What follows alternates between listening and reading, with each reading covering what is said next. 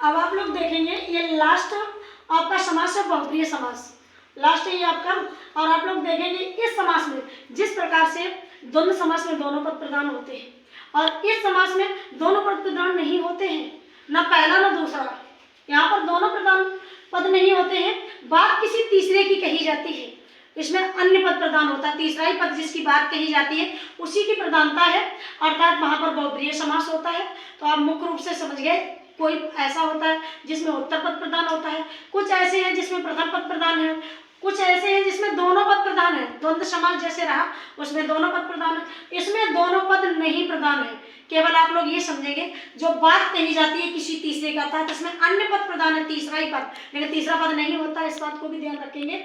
अन्य पद प्रधान होता है उसे हम बहुप्रिय समास कहते हैं। लेकिन कभी कभी एक नंबर में ये भी पूछ लिया जाता, पिछले ईयर पूछा गया था, एग्जाम में मैं गई थी तो देखा था, उसमें पूछा गया था कि जिसमें दो कोई पद प्रधान नहीं होता है कौन सा समास होता है, बच्चे चुप थे, तो उसमें आपको पता होना चाहिए इसमें कोई पद प्रधान नहीं होता, ये बहुप्रिय समास होता है। ऐसा भी कभी कभी पूछ लेते हैं, तो आप मुख्य रूप से देखेंगे जिसमें कोई पद प्रधान नहीं होता है, इसमें बात किसी तीसरे की कही जाती है, वही उसकी प्रधानता होती है, अर्थात अन्य पद प्रधान होता है इसमें।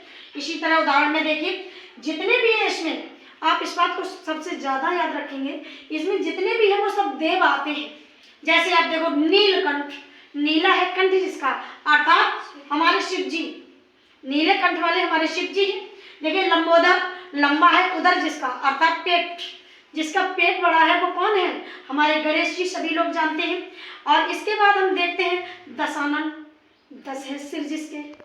और इसके बाद हम आप देखते हैं पीताम्बर, पीले हैं वस्त्र जिसके, अर्थात राम जी।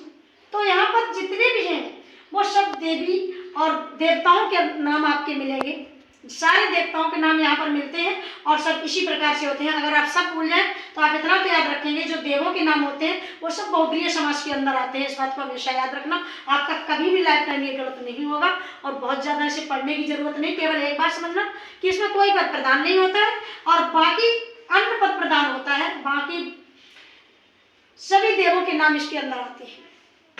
धन्यवाद। और अब हम सभी आप लोगों से मिलेंगे नेक्स्ट वीडियो में, अलंकार के साथ आप सभी के सामने आ रहे हैं। अलंकार देखिए, अलंकार को बहुत बच्चे कह रहे हैं कि बहुत ही कठिन होते हैं, जिस प्रकार से आपको ये इजी शब्दों में समझाया गया है इसी प्रकार आपका एक एक अलंकार अच्छी तरह से आपको ऐसे समझाया जाएगा, आप एक बार सुनने मात्र से आपके ये पूरे कंप्लीट याद हो जाएंगे। हम बहुत जल्द आपके साथ आ रहे हैं अलंकार के साथ। धन्यवाद।